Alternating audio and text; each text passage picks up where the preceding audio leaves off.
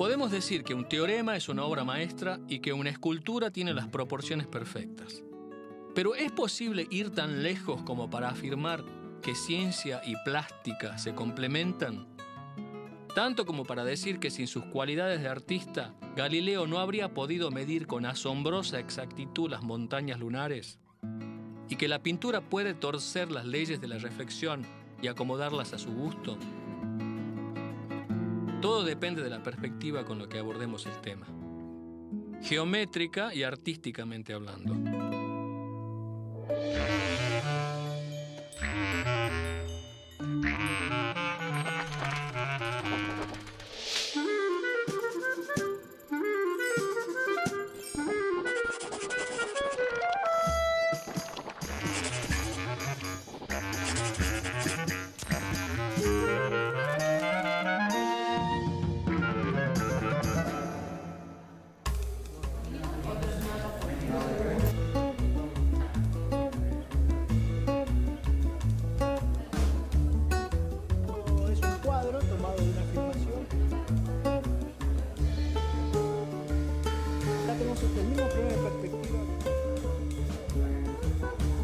Bueno, les voy a mostrar un ejemplo. Acá tenemos el gol que hizo Tevez contra México en el Mundial. Fue el primer gol. El problema que tiene acá el juez de línea es que tiene que decidir si Tevez está habilitado, está en posición adelantada o no. Si en el momento en que Messi le hace el pase, él está adelante de los defensores o no. En los programas, cuando se transmite los partidos de fútbol, se traza una línea imaginaria que pasa por el delantero, que es paralela a la línea de fondo de la cancha. De lo que se trata de ver cuando uno mira el partido es si entre esa línea imaginaria y el fondo de la cancha están los defensores o no. Sí, bueno, es un offside grande como una casa visto desde acá.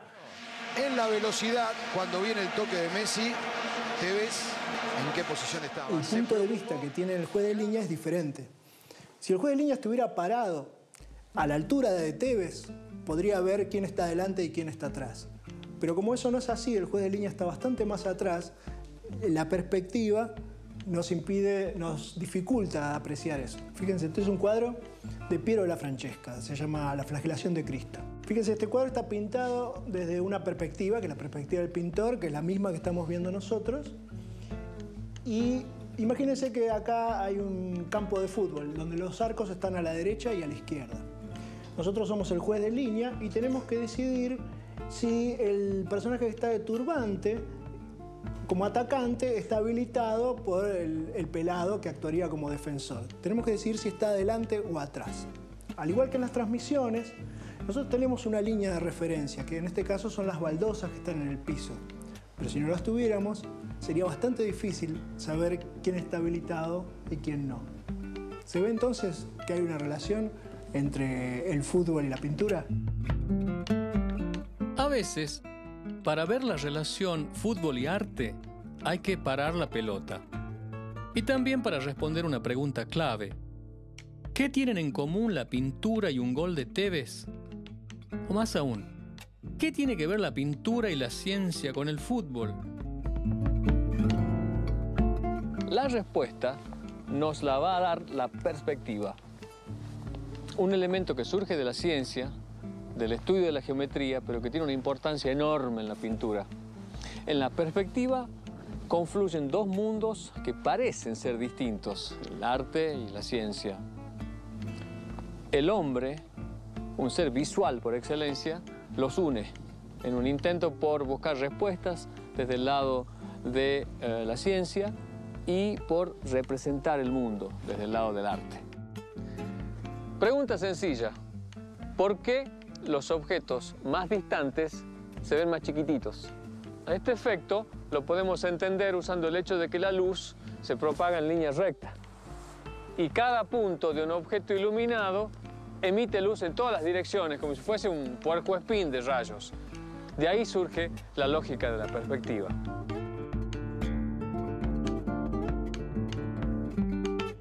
Mirar un cuadro o una escultura no significa solo orientar los ojos hacia un objeto. Por más que abramos los ojos, no tenemos observación sin la sensación de ver.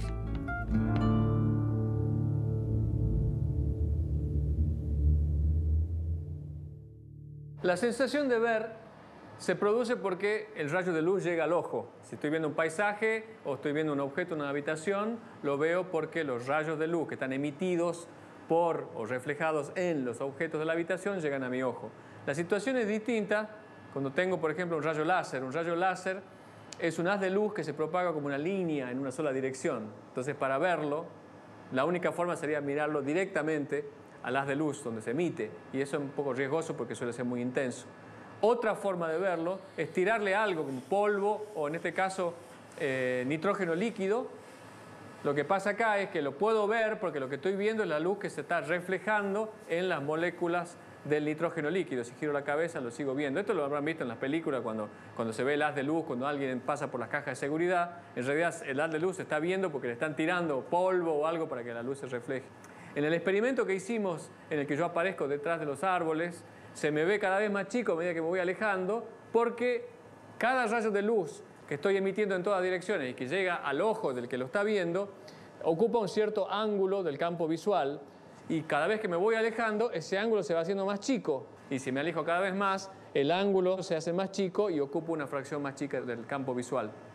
Si se fijan, mi cabeza y mi pie están sobre líneas paralelas porque voy caminando por el cordón de la vereda y las líneas paralelas no se juntan. Sin embargo, en el cuadro, en la pantalla, que tiene dos dimensiones, que es plana, esas dos líneas se juntan y se juntan en el así llamado punto de fuga.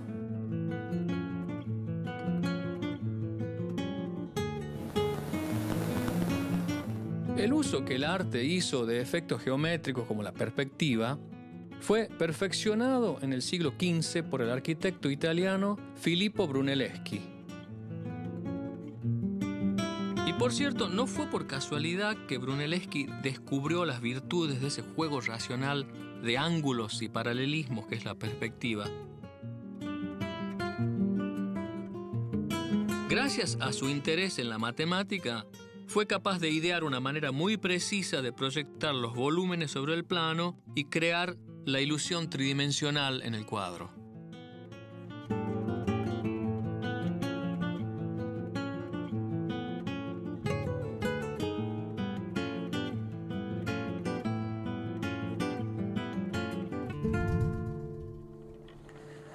Aquí estamos para conversar un poquito de perspectiva en la terraza del Museo de Quinquela Martín, en La Boca. Una terraza muy parecida a este cuadro de Spilimbergo. Lo interesante de este cuadro de Spilimbergo, las terrazas de Spilimbergo, es que hay un par de violaciones, a propósito, supongo yo, de las leyes de la perspectiva que le agregan un efecto visual muy interesante. Si ustedes se fijan, por ejemplo, en las dos líneas de la baranda de la izquierda, de la pared de la izquierda, que en principio uno diría son paralelas en la vida real. Claro, en la vida real las líneas paralelas nunca se juntan, pero cuando esas líneas paralelas aparecen en un cuadro, se juntan en el punto de fuga. Prolongo estas dos líneas, tengo un punto de fuga. Uno esperaría que esta pared de la derecha sea paralela a la pared de la izquierda. Si es así, estas dos líneas, que también son paralelas entre sí, convergen en un segundo punto de fuga que debería ser el mismo de esta, porque todas las líneas paralelas dibujadas en un cuadro convergen en el mismo punto de fuga. Sin embargo, en este cuadro hay dos puntos de fuga, de manera que si esto fuese una foto, estas dos paredes no serían paralelas en la realidad, ¿no? Después hay otra violación un poquito más evidente, si ustedes quieren, que es que las líneas de las baldosas, que deberían ser paralelas a las barandas, las intersectan en estos puntos.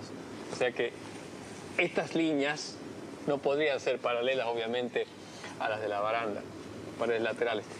Muy distinto del que tenemos en esta terraza real, en la que si yo miro las líneas paralelas de la pared derecha, en la imagen de que ustedes están viendo, no aparecen paralelas y convergen en un punto, el punto de fuga de estas dos líneas, que está ahí atrás, en el edificio ese amarillo que está atrás. Esta otra pared tiene dos líneas paralelas que también son paralelas a las de la pared derecha para ustedes, y si las prolongo, también se juntan en un punto de fuga, en el mismo punto de fuga, porque estas dos paredes son paralelas en la realidad. Y también si se fijan en las baldosas también forman líneas paralelas que convergen al mismo punto de fuga. La situación es distinta, por cierto, en el cuadro, me encanta este cuadro de Spilimbergo, en el que las líneas no convergen al mismo punto. Spilimbergo viola la ley de la perspectiva para agregarles un interesante efecto visual.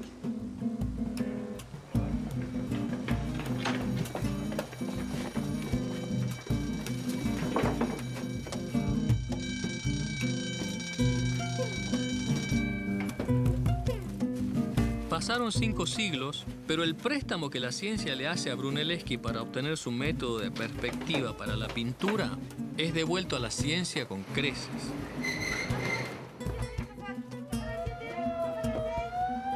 Gracias a este pintor del siglo XV, yo hoy puedo calcular la distancia que hay hasta la autobomba y también hasta los cúmulos de estrellas que se mueven en el espacio. Una intersección muy interesante entre el arte y la ciencia está en la aplicación de las leyes de la perspectiva a la astronomía, ideada originalmente por el astrónomo Louis Boss para determinar la distancia de las galaxias. Digamos que las luces de la autobomba son la galaxia que se está alejando. Le saco una foto, después le saco otra foto. Con esas dos fotos creo el punto de fuga y sé la dirección en la que se mueve la ambulancia. Ese es un dato. Ahora necesito otro dato. ¿A qué velocidad se aleja de mí? ¿Cuánto se desplazó respecto de mí? Eso lo sé con el cambio de tono de la ambulancia, en el caso de la ambulancia, pero las estrellas también cambian de tono porque se alejan, y ese es el efecto Doppler. Entonces, con esos dos datos, aplicando la perspectiva en el bastidor del cielo, puedo determinar a qué distancia está la galaxia o a qué distancia estaba la autobomba en ese caso. Hoy existen métodos más sofisticados para determinar distancias, pero ese, muy interesante, fue uno de los primeros para determinar distancias a galaxias.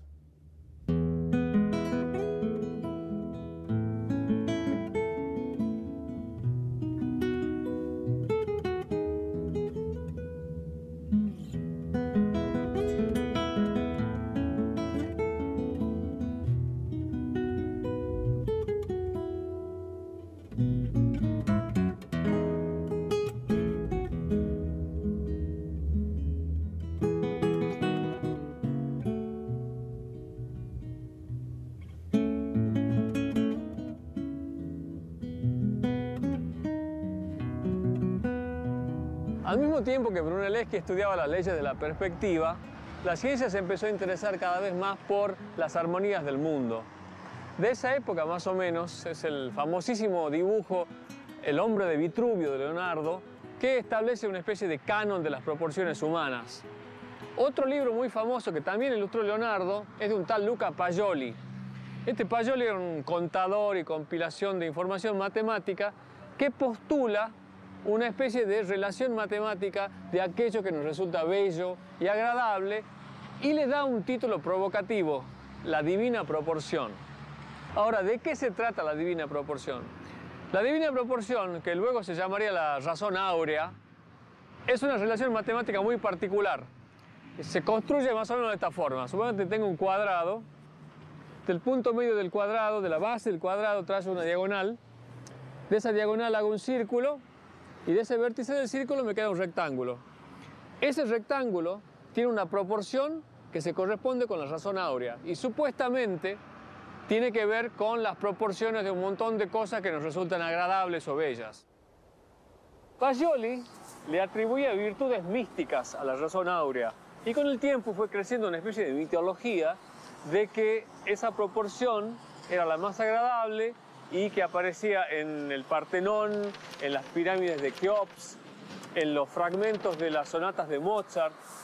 Pero lo cierto es que si uno mira con cuidado, el largo y el alto del Partenón, por ejemplo, no es exactamente 1,61, pero es 1,71. De modo que, si bien la razón áurea aparece en la naturaleza, su importancia en la estética está de algún modo exagerada.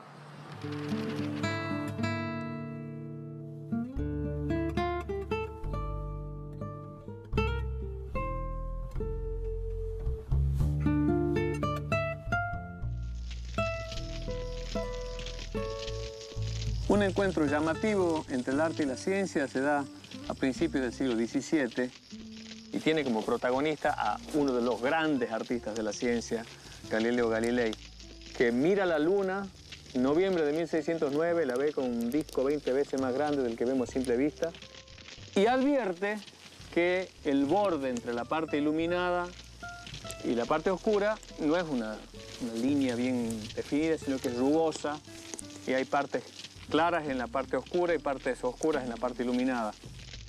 Y se da cuenta de que esas irregularidades eran sombras de montañas que había en la luna.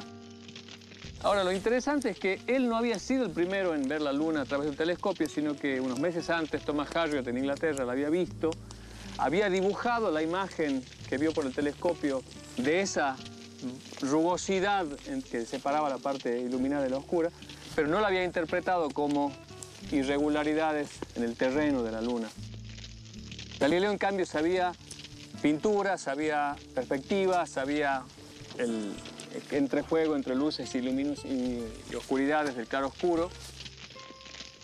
Y ayudado por ese conocimiento de arte, puede descifrar que la luna tiene cráteres.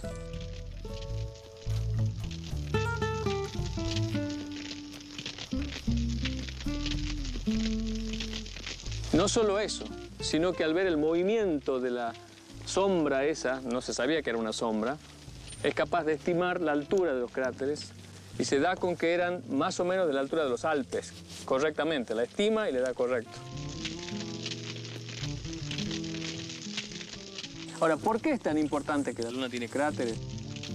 Porque la luna esférica tenía una importancia muy grande en la religión.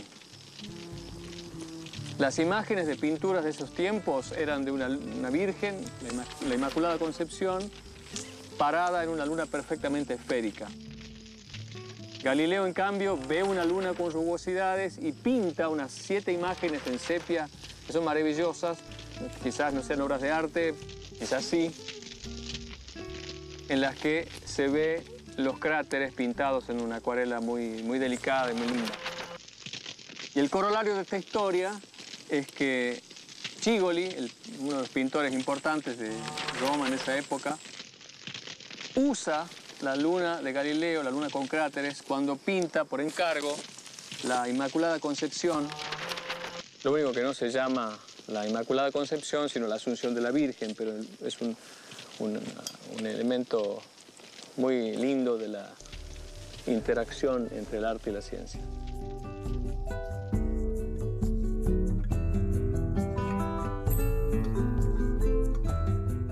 Ya vimos cómo la ciencia y la pintura se complementan, se cruzan, hasta se alimentan mutuamente.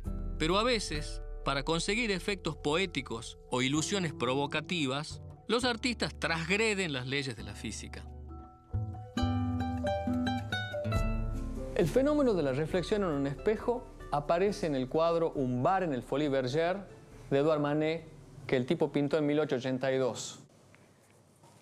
Parte de la virtud hipnótica de este cuadro reside en el contraste entre la tensión del público que espera el show y los ojos tristes de Suzanne, la mujer que está detrás del bar.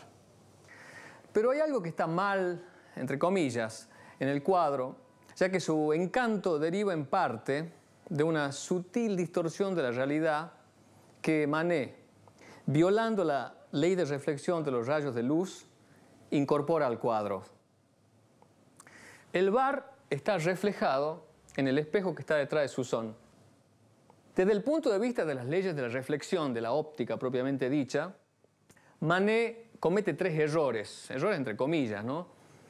El primero tiene que ver con una cuestión de profundidad. Las botellas están muy atrás en el reflejo respecto de lo que tendrían que estar si uno considera la ubicación de Suzanne respecto del espejo. La otra tiene que ver con la cuestión de ángulo.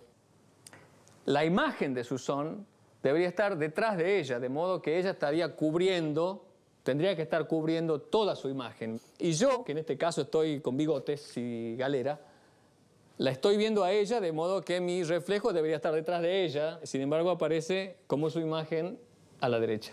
Si Manet hubiera respetado las leyes de la reflexión, lo que se vería es algo como lo que vamos a recrear con una cámara digital, reemplazando a Suzanne en un bar de París por, que la prendo la cámara, por Claudia en un bar de Palermo. En un cuadro análogo, las botellas obviamente están donde deberían estar, en sentido de profundidad. La estoy viendo a Suzanne de Palermo y no veo su reflejo porque la estoy viendo de frente. Y por cierto, tampoco me veo yo. Si me corro un poquito, ahí me veo. Pero si la estoy viendo de frente, en el encuadre que propone Manet, pero que no resuelve porque viola las leyes de la reflexión, aparece distinto. El caso de Manet no es único en la pintura. Hay muchos otros pintores que fueron irreverentes con la óptica y violaron las leyes de la reflexión para incorporar efectos, para acentuarlos en sus cuadros. Este es un ejemplo muy lindo de Hans von Aggen, La pareja con espejo. Si se fijan, hay un señor allá atrás que le está abrazando a la señora, aparece la mano reflejada, pero si fijamos con cuidado la atención en el ángulo del espejo, nos damos cuenta que es imposible ver la imagen reflejada, porque el espejo está apuntando hacia nosotros. O sea que sería imposible que la luz que parte de la mujer real se refleje en el espejo y venga hacia nuestros ojos. Otro ejemplo muy lindo es el de la Venus con espejo de Rubens. En este caso, nosotros sí podríamos ver la imagen reflejada de Venus en el espejo. Ahora, si nosotros vemos la imagen de Venus, ella no se podría estar viendo a sí misma. Y suponemos que Venus está coqueteando con su imagen, de modo que si ella se está viendo, nosotros no la vemos. Y si nosotros la vemos, ella no se estaría viendo. Este tipo de juegos quizás lo han visto en el cine. El tipo que se está afeitando y uno ve que se está afeitando, pero si uno lo ve que se está afeitando en el espejo, si ve el reflejo, el tipo no se podría estar viendo a sí mismo. El artista crea objetos únicos, quizá irrepetibles. Y por diversos motivos, algunas obras de arte con el tiempo se vuelven más codiciadas que otras, y los coleccionistas y los museos acceden a pagar por ellas sumas exorbitantes. Por lo tanto, un punto crucial en el comercio del arte es la autenticidad de la obra. Entonces yo me pregunto, ¿en ese proceso de autenticación hay otro vértice de encuentro entre el arte y la ciencia?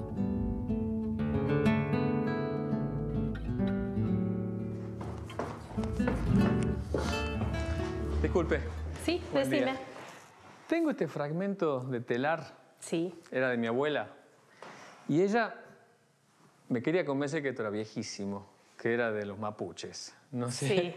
no se me ría. A ver. ¿Será posible? ¿Usted me puede dar una ayuda con la datación de esto? Mira, para una datación más segura tendrías que ver a los antropólogos. Bien. En este momento no están ellos. Igualmente vos tenés información acá mapuche. Sí, por acá, mira. Mira, acá tenés información mapuche y aquí tenés telares mapuches que podés comparar, podés mirarlos. Pero bueno, más que esto yo no te puedo decir, tendrías que ver a los especialistas. Pero tengo entendido que en el centro atómico tienen unos equipos que bueno, te pueden ayudar Bien. a tener más información sobre este tema. Me voy para allá entonces. Como vos quieras. Sí. Bueno, disculpa, pero hasta acá te podemos ayudar. No, muy útil, muy nosotros. útil. Muchas gracias, ¿no? Hasta luego. Chao.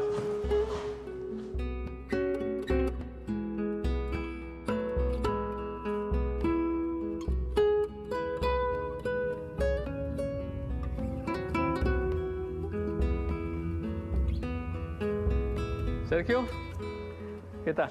Alberto, qué equipazo que tenés acá, ¿no? Me han mandado porque me han dicho que vos sos capaz de saber si esta tela es antigua o no. ¿Qué tan antigua? Mira, la verdad que no sé mucho, pero una cosa así tipo 300 años, 400 años, si pongo yo, no sé. Aquí no podemos hacer datación, Ajá. pero tenemos un par de técnicas que nos permitirían saber si los pigmentos de las pinturas de esta tela tienen una antigüedad o han sido confeccionados con una tecnología de hace 300 años. Ajá. Es decir, para hacer eso, esto es un acelerador de partículas. Bien. Son iones que golpean contra una muestra y que producen la emisión de rayos X. Puedo saber si esos rayos X son emitidos desde un pigmento elaborado por una cultura mapuche o son pigmentos elaborados por una cultura asiática. ¿Haremos la prueba? Podemos hacerla. Dale. Ahora. Fíjate que la muestra, que está localizada en el centro de la cámara, es impactada por el haz de iones que viene por la línea y como producto del impacto se produce la emisión de rayos X que son detectados por aquel detector que está en el fondo de la cámara. Los rayos X serían como una especie de huella digital de los pigmentos. Exactamente. Vos, conociendo la energía de cada uno de esos rayos X, podés saber la composición de cada uno de los elementos que componen el pigmento con que fue pintado esa tela. Excelente. ¿Y tenés manera de mostrarme eso? Claro. Ahora podemos pasar a ver cuál es el resultado de ese análisis. Ajá. ¿Vamos?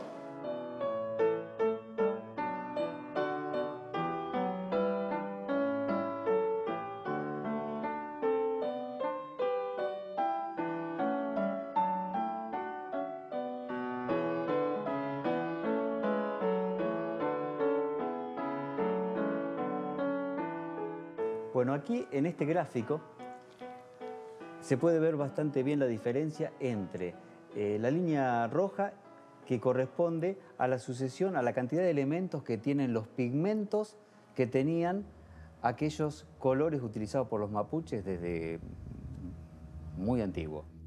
La curva negra es el espectro que acabamos de obtener de la muestra de telar que vos tenías, de los pigmentos de telar que tenías.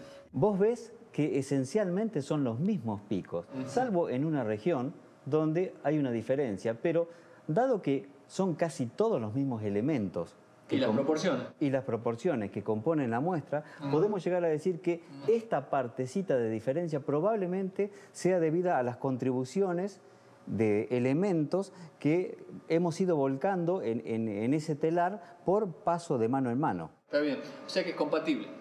Sí, son perfectamente compatibles. Ahora, si yo te traigo, ponele una pintura de Leonardo, no me van a dar una pintura de Leonardo para que te traiga, pero suponete que tuviese una pintura que me dicen que no está claro que es de Leonardo da Vinci, vos podías hacer el mismo análisis y decirme si la pintura es original o no.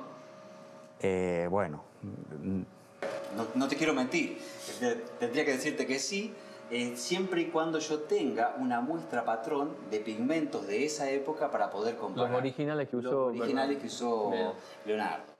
Ahora, yo me quedo tranquilo porque mi abuela tenía razón. Tu abuela tenía razón. Muchas gracias, Sergio. Chao.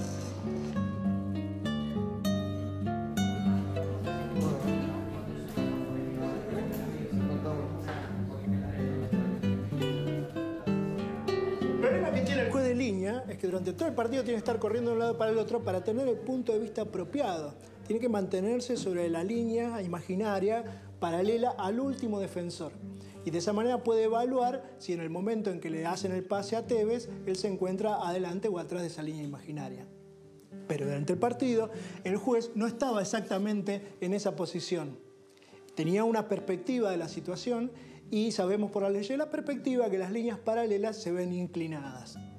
De manera que si volvemos a preguntarnos, ¿el juez de línea veía a Tevez habilitado o no? La respuesta es sí. Bueno, sigo contándoles que la línea recta, en la perspectiva, siempre se vuelve a ver como una línea recta. Los hombres buscamos respuestas a través de la ciencia. Y en ese constante indagar el origen de lo que nos rodea, fuimos ideando maneras de representarlo, de dibujarlo, de pintarlo. De ese modo, la pintura y la ciencia van de la mano, y al indagar lo que una le aporta a la otra, vemos los paisajes del mundo desde ángulos inesperados. Los cruces de camino entre el arte y la ciencia son miles. Este ha sido uno de ellos.